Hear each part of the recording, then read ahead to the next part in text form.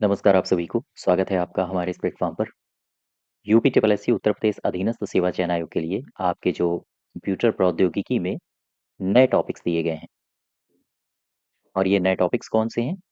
जो आपने पढ़े होंगे जैसे आईओटी, इंटरनेट ऑफ थिंग्स, आपने मशीन लर्निंग के बारे में सुना होगा और आपने पढ़ भी रखा होगा।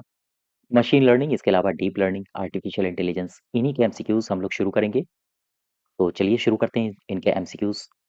सबसे पहले देखो क्वेश्चन नंबर पहला, कह रहा है कि निम्नलिखित में से कौन-सा आईओटी आईओटी का मतलब internet of things,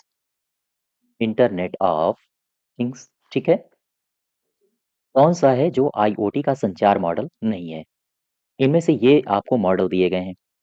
request response model है, पब्लिश सब्सक्राइब मॉडल है या फिर पुश पुल मॉडल है, कॉन्टेक्स्ट अवेयरनेस मॉडल है या फिर नन ऑफ दीज। तो इनमें से कौन सा है मॉडल जो संचार मॉडल नहीं है इंटरनेट ऑफ थिंग्स का? अब सबसे पहले तो आपको इंटरनेट ऑफ थिंग्स में मॉडल पता होने चाहिए।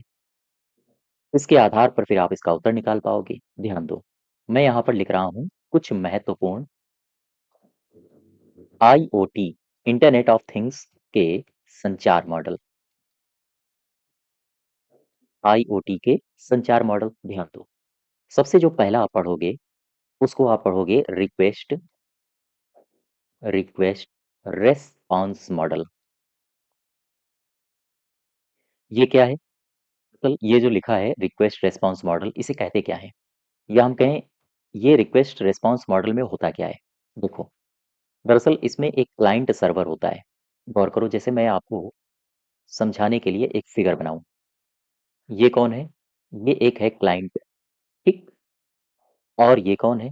ये हो गया आपका सर्वर और ये है रिसोर्स। गौर करना, ये है रिसोर्स। रिसोर्स का मतलब संसाधन है। ये है सर्वर, सर्वर जहां से संसाधनों को लेता है। और ये है क्लाइंट जो कि रिक्वेस्ट करता है। ये सर्वर से करता है रिक्वेस्ट कि हमें इस संबंध में जानकारी चाहिए। सर्वर रिसोर्स के पास जाता है और यहाँ से जो भी जानकारी हो उस जानकारी को इकट्ठा करता है और फिर सर्वर वो जानकारी क्लाइंट के पास पहुंचा देता है। इस फिगर के आधार पर आप कुछ समझ पा रहे हो? फिर से समझो। इसमें क्लाइंट, सर्वर और रिसोर्स की महत्वपूर्ण भूमिका होती है। ये मैंने लिखा रिक्वेस्ट रेस्पॉन्स मॉडल। दरअसल ये इंटरनेट ऑफ थिंग्स का संचार मॉडल है। रिक्वेस्ट कौन कर रहा है? रिक्वेस्ट कर रहा है क्लाइंट, ठीक। इससे कर रहा है सर्वर से। और रेस्पॉन्स भी कौन कर रहा है? रेस्पॉन्स भी करेगा सर्वर क्लाइंट से। अब यहाँ पर एक बात समझो, यानी कि ये जो मॉडल है इसमें क्लाइंट सर्वर, गौर करना, इसमें क्लाइंट सर्वर को अनुरोध भेजता है। अनुरोध भेजता है। अच्छा, फिर फिर क्या हुआ? और जब ये क्लाइंट सर्वर को अनुरोध भेजता है तो सर्वर अनुरोधों का फिर जवाब देता है। सर्वर अनुरोधों का जवाब देता है। ये ठीक उसी प्रकार से है जैसे दो दोस्त हैं आपस में। गौर करना, एक ये दोस्त है, एक ये दोस्त है और ये है, ये दोनों स्कूल में पढ़ते हैं। मान लीजिए ये एक दोस्त था, एलकेजी यूकेजी में पढ़ने वाले ये छात्र हैं। इसने इससे कहा भैया हमें पेंसिल दे दो। इसने अनुरोध किया दूसरे से। इसके पास पेंसिल है लेकिन रिसोर्स कहीं और है, तो ये अपनी पेंसिल यहाँ से निकालेगा और इसे फिर रिस्पॉन्ड कर देगा, इसे दे देगा। कुल मिला के ये मैंने समझाने के लिए बताया है। मोटा मोटा आइडिया आप ऐसे लगा सकते हो याद रखने के लिए। इसका सीधा सा तात्पर्य है कि क्लाइंट सर्वर से अनुरोध कर रहा है और फिर सर्वर अनुरोधों का जवाब देता है। ठीक इस प्रक्रिया पर आधारित है रिक्वेस्ट रिस्पांस मॉडल। दरअसल इसमें ध्यान देना, चूंकि टेक्नोलॉजी की बात हो रही है तो फिर टेक्नोलॉजी में आप यहाँ पर सर्वर का इस्तेमाल हो रहा है। फिर हम उसी प्रकार से आपसे एग्जाम में परिभाषा भी पूछी जा सकती है। इसमें एच टी टी पी, इसका नाम सुना होगा आपने। H T T P client और सर्वर के बीच अनुरोध प्रक्रिया, ध्यान देना, अनुरोध प्रक्रिया प्रोटोकॉल के रूप में कार्य करता है। के रूप में कार्य करता है। ये सवाल आपसे पूछे जा सकते हैं कि इस मॉडल में कौन है जो क्लाइंट सर्वर के मध्य अनुरोध प्रक्रिया प्रोटोकॉल के रूप में वर्क करता है? तो आप बताओगे एचटीटीपी। ये कैसे फंक्शन करता है? इसको हम लोग जब हम आईओटी अपने जो थ्योरी बैच है उसमें पढ़ेंगे तो हम वहाँ पर और विस्तार से इसके बारे में चर्चा करेंगे। देखो, जैसे यहाँ पर आओ, इस फिगर में मैंने अभी आपको बताया कि क्लाइंट सर्वर से अनुरोध भेजता है और फिर सर्वर उसे जवाब देता है। यानी ये क्लाइंट था, ये क्या करेगा? ये सेंड करेगा रिक्वेस्ट। गौर करना, ये सेंड रिक्वेस्ट टू सर्वर, ये सर्वर से रिक्वेस्ट भेजता है। अच्छा, ये फिर क्या करेगा? ये इसी रिक्वेस्ट को रिसीव करता है सबसे पहले, यानी कि रिसीव रिक्वेस्ट। ठीक है, इसके बाद रिसीव रिक्वेस्ट फ्रॉम, कहाँ से? क्लाइंट से। अब इसके बाद क्या किया? इसके बाद होगा प्रोसेस। इसके बाद जहां से इसको इंफॉर्मेशन लेनी है वहां से fetching information, fetch information from resource. ठीक, और इसके बाद जब ये इंफॉर्मेशन ले लेगा, इसके बाद फिर ये send response to the client. ये प्रोसेस होते हैं सर्वर के पास। Send response to the client. ठीक है, यहाँ तक बात समझ पा रहे हो? कुल मिला के ये जो मैं मॉडल आपको बता रहा था, रिक्वेस्ट रिस्पॉन्स मॉडल, ये इंटरनेट ऑफ थिंग्स के संचार मॉडल में से एक है। इसके बाद यहाँ पर कई सारे मॉडल हैं, जैसे आप दूसरा मॉडल पढ़ोगे, publish, publish subscribe, public subscribe model. एक और मॉडल आप पढ़ोगे जिसे कहा जाता है पुल, सॉरी, जिसे कहा जाता है push pull model, push pull model. कैसे फंक्शन होता है हम लोग आगे चर्चा करेंगे। और एक और मॉडल आप पढ़ोगे, एक्सक्लूसिव पेयर मॉडल। ठीक है, एक्सक्लूसिव पेयर मॉडल। जरा वापस आओ अपने सवाल में। यहाँ कह रहा था कौन सा संचार मॉडल नहीं है? रिक्वेस्ट रिस्पॉन्स तो है, पब्लिश सब्सक्राइब मॉडल भी है, पुश पुल मॉडल भी है, हाँ ठीक है, ये भी है। इसके अलावा कॉन्टेक्स्ट अवेयरनेस मॉडल ये नहीं है, ये गलत हो जाएगा। दूसरा देखो, कह रहा है निम्न में से कौन IoT internet of things hardware platform, कौन सा आईओटी हार्डवेयर प्लेटफॉर्म है? ये पूछ रहा है। ये लिखा है पार्टिकल डॉट आईओ, साथ ही साथ थिंग्स वर्क, सैमसंग आर्टिक, या फिर ऑल ऑफ द अबव, या फिर नन ऑफ दीज। ये सारे के सारे हार्डवेयर प्लेटफॉर्म हैं। देखो, मैं आपको कुछ बातें और बता देता हूँ इन्हीं से संबंधित। दरअसल अगर मैं आपसे पूछूं, मुझे बताओ आईओटी हार्डवेयर प्लेटफॉर्म ये क्या है? क्या बता सकते हो? ये ऐसे प्लेटफॉर्म्स होते हैं जो संदर्भित करते हैं, ध्यान दो मैं क्या कह रहा हूँ। मैंने कहा ये ऐसे सॉफ्टवेयर, ये सॉरी प्लेटफॉर्म्स होते हैं जिसका प्रयोग आईओटी के विकास के लिए किया जाता है, इंटरनेट ऑफ थिंग्स के विकास के लिए किया जाता है। अर्थात ऐसे प्लेटफॉर्म, ऐसे प्लेटफॉर्म जिनका इस्तेमाल आईओटी, मतलब क्या है? इंटरनेट ऑफ थिंग्स के विकास के लिए किया जाता है। ठीक, यहाँ से सवाल आपके एग्जाम में पूछे जाते हैं, ध्यान रखिएगा। कौन-कौन से ऐसे प्लेटफॉर्म्स हैं? जैसे मैं आपको एग्जाम्पल के तौर पर बताता हूँ। कुछ महत्वपूर्ण कुछ महत्वपूर्ण IoT internet of things platform कौन-कौन है? जैसे आपने पार्टिकल डॉट आईओ नाम सुना है? आपने थिंग्स वर्क्स नाम सुना है? ध्यान दो। आपने IBM, Watson, IoT internet of thing, ये भी एक प्लेटफॉर्म है, आईओटी इंटरनेट ऑफ थिंग का हार्डवेयर प्लेटफॉर्म। ठीक, कभी-कभी इनके जो कंपनियां हैं जिन्होंने इनको बनाया है, उनके नाम भी पूछता है, कंपनियों के नाम। जैसे मैं एक और लिखता हूँ, सैमसंग, सैमसंग आर्टिक, ये हो गया। इसके अलावा और भी कई सारे हैं, जैसे मैं यहाँ पर कुछ अलग से लिख दूं। आपने AWS IoT कोर का नाम सुना होगा। AWS IoT कोर नाम सुना है? ये क्या होता है? आपने Google cloud IoT internet of things का नाम सुना होगा। आपने AZURE इसे बोलते हैं एज़्योर IoT हब का नाम सुना होगा। तो ये कुछ अलग से प्लेटफ़ॉर्म्स हैं। जैसे अगर हम IoT के बारे में चर्चा करें, हम करें AWS के बारे में, है ना?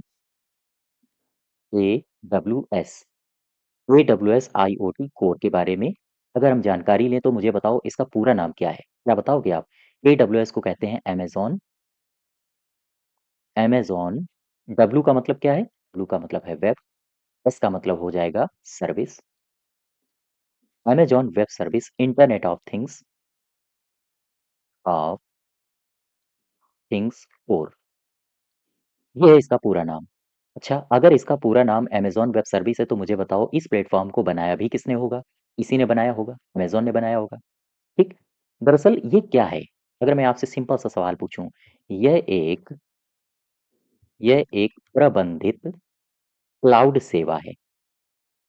अभी हम चर्चा करेंगे क्लाउड सेवाएँ क्या होती हैं, जैसे-जैसे हम इस टॉपिक को आगे बढ़ाएँगे और थ्योरी क्लास में अगर आप हमारे साथ हैं, तो वहाँ आप लोग अ, Microsoft MS Microsoft Word, Microsoft PowerPoint इन सबको कंप्लीट करने के बाद हम इन्हीं चैप्टर्स को बहुत डिटेल में देखने वाले हैं, ठीक है? तो ख़ैर ये क्लाउड सेवा है। अच्छा, इससे डिवाइड ये दरअसल कनेक्टेड किससे होती है? यह कनेक्टेड डिवाइस से क्लाउड एप्लीकेशन और अन्य डिवाइसेज़ को इंटरैक्ट करती है या उनको संबंधित है या हम कहें उनसे इंटरैक्ट करती है। अर्थात अगर हम आपसे पूछें कि इसमें कौन-कौन से प्रोटोकॉल्स का इस्तेमाल किया जाता है, इसमें 3 मुख्य प्रकार के प्रोटोकॉल्स को समर्थन दिया जाता है। जैसे आपने MQTT का नाम सुना होगा, आपने HTTP का नाम सुना होगा, आपने वेब सॉकेट्स इनका नाम सुना होगा। तो ये मुख्य प्रकार के या हम कहें AWS IoT कोर के 3 प्रमुख प्रोटोकॉल हैं। इन्हीं प्रोटोकॉल्स को ये समर्थन करता है। बात समझ पा रहे हो? ठीक है। इसके अलावा मैंने क्या बताया? इसके अलावा मैंने बताया गूगल क्लाउड और एज़्योर IoT हब। ये सारे के सारे आपको पता होने चाहिए और ये क्या हैं, इनको किन कंपनियों ने विकसित किया था? सवाल यहाँ से पूछे जाते हैं। ठीक, वापस आओ ज़रा अपने सवाल में। कह रहा है कि IoT हार्डवेयर प्लेटफ़ॉर्म, ये कौन-सा है? ये सारे के सारे IoT हार्डवेयर प्लेटफ़ॉर्म्स हैं। तीसरा देखो, निम्न में से कौन M2M इकोसिस्टम के कंपोनेंट्स हैं? M2M क्या है? यहाँ पर सबसे पहले तो मुझे ये बता दो, इसके बाद फिर आप आगे बढ़ो। देखो, जब भी कभी ये शब्द आपको मिल जाए M2M इसका आशय क्या है? इसका आशय है मशीन टू मशीन। गौर करो, ये क्या है? ये कैसी अवधारणा है? ये फ़िलॉसफ़ी क्या है? माजरा क्या है मशीन टू मशीन का? दरअसल यह एक ऐसी अवधारणा है, गौर करना, यह एक ऐसी अवधारणा है जो मशीन टू मशीन, एक मशीन, 2 मशीन, यानी कि जो 2 उपकरणों को डेटा और सूचना डेटा और सूचना के आदान-प्रदान की अनुमति देती है।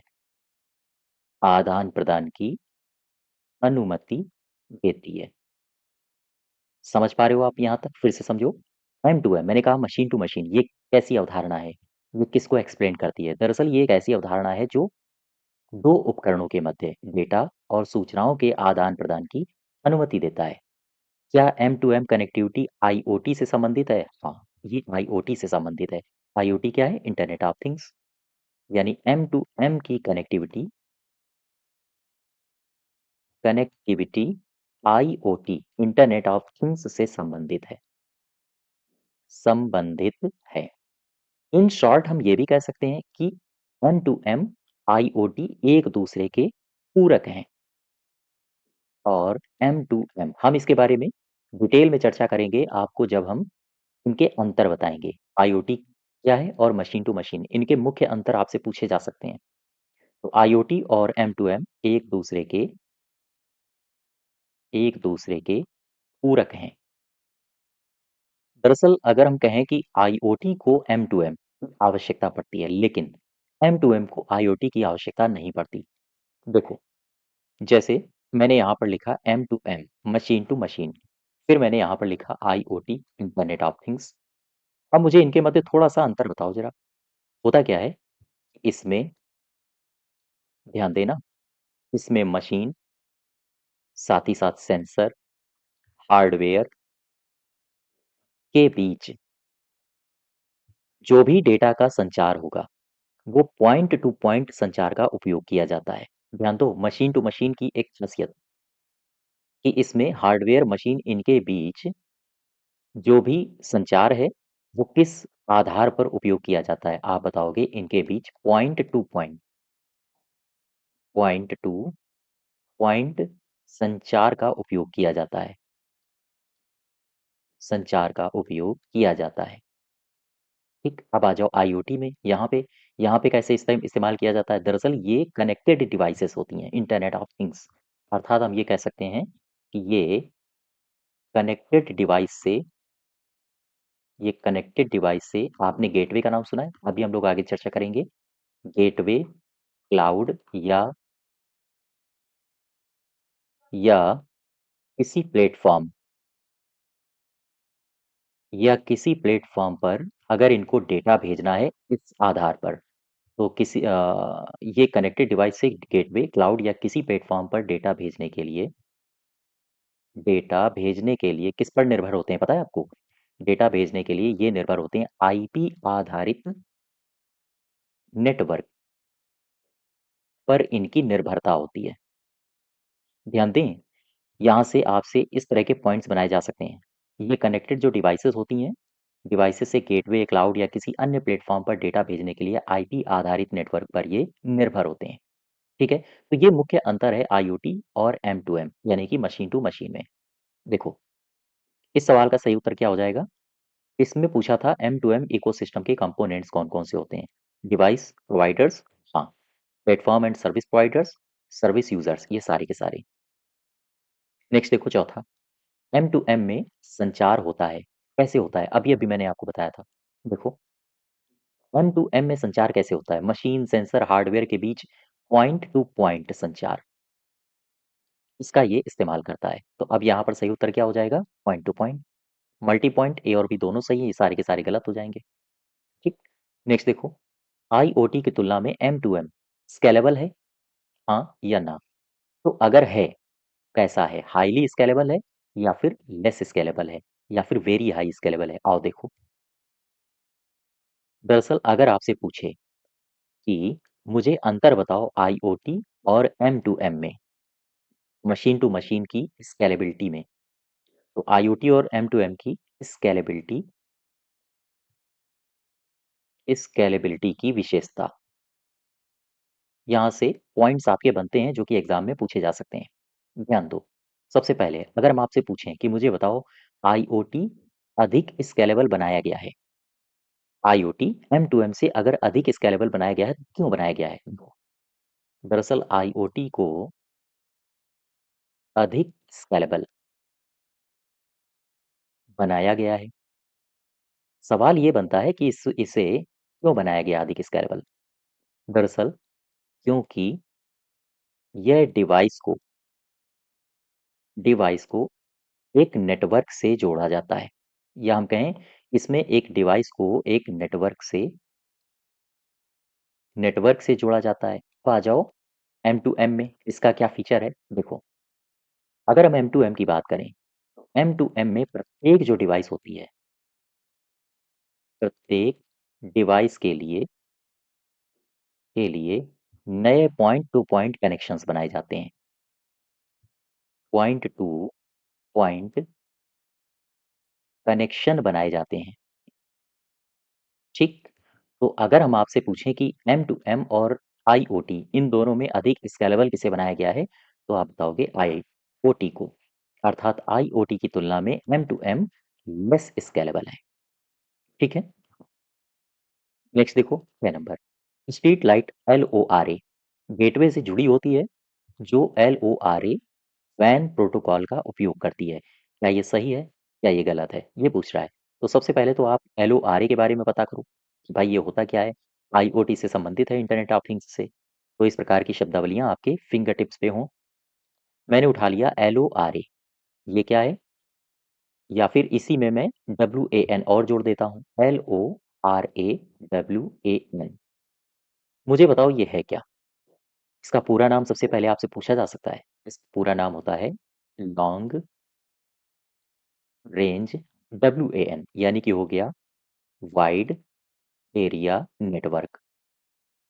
ठीक। LORA का मतलब है लॉन्ग रेंज। अच्छा, तो मुझे बताओ LORA हम अगर हिंदी में इसे कहें तो एक लंबी दूरी का रेडियो वाइड एरिया नेटवर्क है। ध्यान देना, यह एक लंबी दूरी का लंबी दूरी का radio wide area network, wide area network है। कहाँ पर इसका इस्तेमाल किया जाता है? क्या इसका इस्तेमाल IoT में किया जाता है? हाँ, ध्यान दो। दरअसल यह IoT का मतलब institute sorry internet of things. देखो ये IoT स्मार्ट शहरों और औद्योगिक औद्योगिक एप्लीकेशंस को कम लागत वाली सुरक्षा प्रदान करता है। सुरक्षा प्रदान करता है। सवाल ये है कि ये अगर कम लागत वाली सुरक्षा प्रदान करता है तो कैसी सुरक्षा? लॉन्ग रेंज मोबाइल सुरक्षा। ठीक है। उदाहरण के लिए अगर हम आपसे पूछें, जैसे एग्जाम्पल मुझे एक दे दो, तो आप बताओगे जैसे smart street lightning. Street lightning दरअसल होता क्या है कि स्ट्रीट लाइटनिंग लोरा गेटवे से जुड़ी होती है। जो स्ट्रीट लाइटनिंग होती है, लाइटनिंग, यह लोरा गेटवे, लोरा को आप ऐसे लिख लो LORA गेटवे से जुड़ी होती है। ठीक है। अगर ये लोरा गेटवे से जुड़ी होती है तो मुझे बताओ किस प्रोटोकॉल का ये इस्तेमाल कर रही होगी? अर्थात LORAWAN wide area network protocol का प्रयोग करती है। तो आपसे वही पूछा गया था, वापस आओ जरा। LORA गेटवे से जुड़ी होती है जो LORA वैन प्रोटोकॉल का इस्तेमाल करती है। हाँ, ये सत्य है, सही है। नेक्स्ट देखो, निम्नलिखित में से किसे IoT में प्रयुक्त लंबी दूरी का रेडियो माना जाता है? IoT इंटरनेट ऑफ थिंग्स में प्रयुक्त होने वाली लंबी दूरी का रेडियो, अभी अभी मैंने बताया था, लंबी दूरी का रेडियो वाइड एरिया नेटवर्क कौन सा है? LORA। देख लो जरा कहाँ पर है ये LORA, ये है LORA। ठीक। अच्छा मुझे एक बात बताओ, ये लिखा है RFID, ब्लूटूथ से तो सब परिचित होंगे। अच्छा मुझे RFID के बारे में थोड़ी जानकारी दो, ये क्या है? देखो, RFID सबसे पहले तो इसका पूरा नाम आपको पता होना चाहिए। पूरा नाम है फ्रीक्वेंसी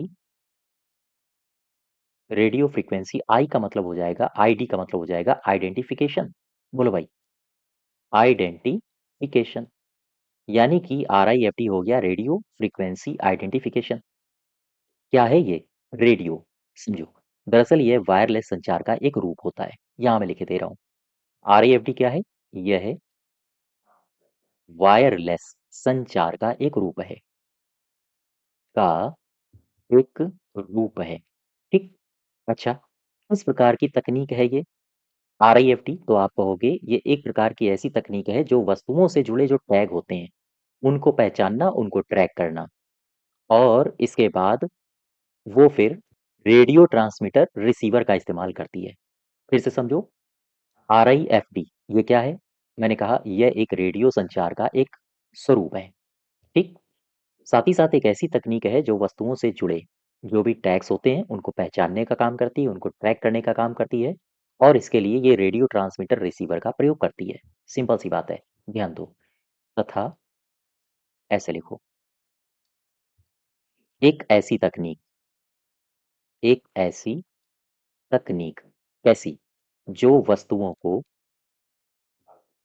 जो वस्तुओं, या आप ऐसे लिख लो, जो वस्तुओं से जुड़े टैग्स को, से जुड़े टैग को पहचानती है, या और साथ ही साथ उन्हें ट्रैक करती है। और ट्रैक करने के लिए ये इस्तेमाल करती है ट्रांसमीटर रेडियो ट्रांसमीटर रिसीवर का प्रयोग करती है। ठीक है? यहाँ तक बात समझ पा रहे हो? वापस आ जाओ। इसका सही उत्तर हो जाएगा LORA। अच्छा, ये लिखा है LTE, इसका संक्षिप्त रूप पूछ रहा है कि LTE इसका पूरा नाम क्या होगा? इसका पूरा नाम होता है लॉन्ग टर्म इवोल्यूशन। दरअसल ये जो LTE है, LTE, ये IoT के विस्तार में बहुत महत्वपूर्ण भूमिका निभा रहा है। ठीक है? हाँ, तो खैर नेक्स्ट देखो। नेक्स्ट देखने से पहले मैं आपको 2-3 बातें बता देता हूँ। अगर आप यूपी जीके और कंप्यूटर ये दोनों ही सब्जेक्ट्स आपके यूपी ट्रिपल एससी के किसी भी परीक्षा में पूछे जा रहे हैं आजकल। अगर आप इसके कंबाइंड बैच से जुड़ना चाहते हो, यूपी जीके और कंप्यूटर को लेना चाहते हो, तो आप हमारे एप्लीकेशन में जाके वहाँ से इसमें एनरोल कर सकते हो। और कूपन कोड है KD21, इसको ज़रूर लगाइए। इसके अलावा वीपीओ की अगर आप तैयारी कर रहे हैं ग्राम पंचायत अधिकारी की, तो फिर इसके लिए कूपन कोड KD40 है और इसमें 65 अंक 65 अंक जो पंचायती राज से संबंधित हैं, जिनमें 45 अंक पंचायती राज के, 20 अंक योजनाओं के हैं। सबको कंप्लीट कवर किया गया है। तो आप अगर इससे जुड़ना चाहते हैं, तो KD40 ये कूपन कोड लगा लीजिए। इसके अलावा 10 मॉक टेस्ट की श्रृंखला अगर आपको ज्वाइन करनी हो, ये वीपीओ की ही श्रृंखला है, ग्राम पंचायत अधिकारी के लिए। अगर आप इससे जुड़ना चाहते हैं, तो फिर आप इसको भी हाँ, इससे भी जुड़ सकते हो। साथ ही साथ इसमें ये जो 10 मॉक टेस्ट हैं, इन्हीं को 70 प्लस घंटों का इसमें डिस्कशन कोर्स भी मिलेगा। इन्हीं 10 मॉक टेस्ट को डिस्कस किया गया है। ठीक है? नेक्स्ट देखो क्वेश्चन नंबर 9वां। कह रहा है कि निम्नलिखित में से कौन एक आईओटी संचार मॉडल है? अभी-अभी मैंने आपसे आईओटी संचार मॉडल की चर्चा करी थी। याद करो, वही सवाल फिर से आ गया। आईओटी संचार मॉडल। पुश प्रोड्यूसर, क्या ये आईओटी संचार मॉडल है? नहीं। रिक्वेस्ट एंड रिस्पॉन्स था, रिप्लाई नहीं है। एक्सटेंसिव पेयर, ये भी गलत हो जाएगा। पब्लिश और सब्सक्राइब, हाँ, ये सही है। चौथा, अब देखो जरा इसमें एक बात समझो। ये लिखा है पब्लिश, ध्यान दो। ये लिखा है publish subscribe publish subscribe model. ठीक, ये मॉडल कैसा है और ये काम कैसे करता है इंटरनेट ऑफ थिंग्स के लिए? देखो, मैं यहाँ पर पहले एक फिगर बनाता हूँ। जस्ट वेट, नए पेज से। सपोज करो, ये दरअसल 3 चरणों में, या हम कहें पब्लिशर, ब्रोकर और इसमें सब्सक्राइबर्स, 3 लोग होते हैं। ये बीच में बैठा है ब्रोकर, गौर करना। यहाँ पर है सब्सक्राइबर, जो आपसे सुविधाएं लेगा। मान लीजिए ये 3 है, सब्सक्राइब 1, सब्सक्राइबर 2, सब्सक्राइबर 3। ठीक, और यहाँ बैठा है पब्लिशर, ये बैठा है पब्लिशर। जरा देखो, ये ब्रोकर है। होता क्या है कि इसमें पब्लिशर, ब्रोकर और सब्सक्राइबर, इसे आप उपभोक्ता भी कह सकते हो, ये शामिल होते हैं। इसमें जो डेटा जिसके पास होता है, वो होता है पब्लिशर, यानी पब्लिशर डेटा सोर्स होता है। इसे हम डेटा सोर्स भी कह सकते हैं। अब इसके बाद ये डिमांड करता है ब्रोकर से सर्विसेज की। पब्लिशर उपभोक्ता से सीधे संपर्क नहीं रख पाता है। बीच में कौन बैठा है? मीडिएटर, ये बैठा है ब्रोकर। तो ब्रोकर पब्लिशर से डेटा प्राप्त करता है। ये इससे डेटा लेगा। ठीक, गौर करना, इनसे। इसके बाद फिर डेटा प्राप्त करता है और फिर ये इसे डेटा उपलब्ध कराता है। ये मान लीजिए इसने डेटा लिया और इसके बाद फिर ये सब्सक्राइबर्स को डेटा उपलब्ध कराता है। ठीक, तो बीच में कौन है? बीच में है ब्रोकर। तो इसका मतलब ये है कि हम ये कह सकते हैं कि ये जो मॉडल है, जिसे कहा जाता है पब्लिश सब्सक्राइब मॉडल, इसमें